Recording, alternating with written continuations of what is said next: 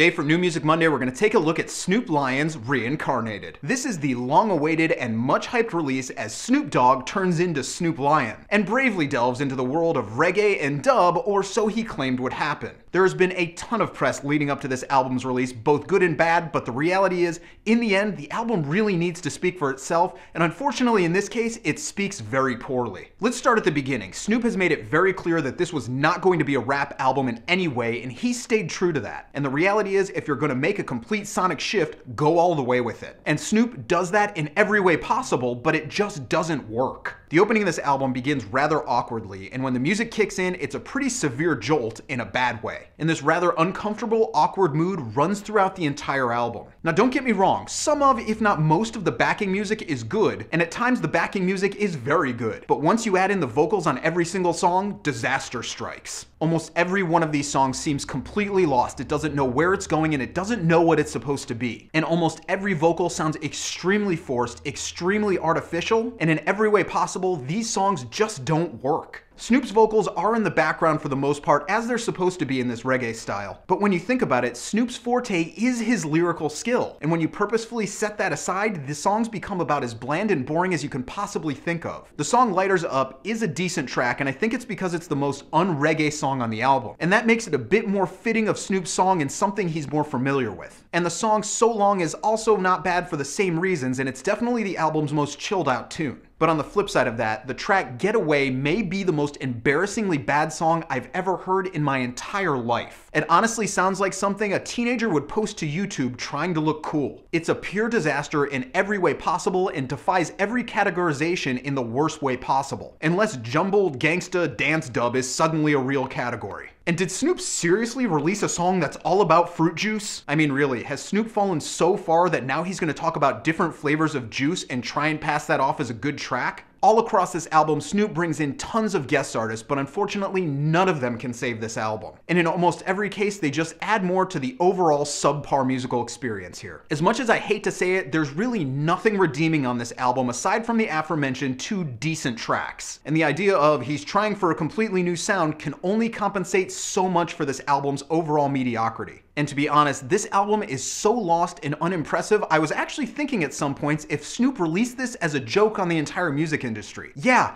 it's that bad. If Snoop Lion was aiming for this to be that record that everybody would be bumping all summer, he has missed by multiple galaxies, as nobody with any dignity would be seen listening to this in public in any format. And on the Buy It or Borrow It, this is as much a bin it as I've ever heard and easily a frontrunner for worst album of the year. So that's what I got for you guys today. I hope you dug it. If you did, go ahead and click subscribe, leave a comment, click like, whatever you want to do. You can follow me on Twitter and Facebook right here, and I'll see you guys again tomorrow.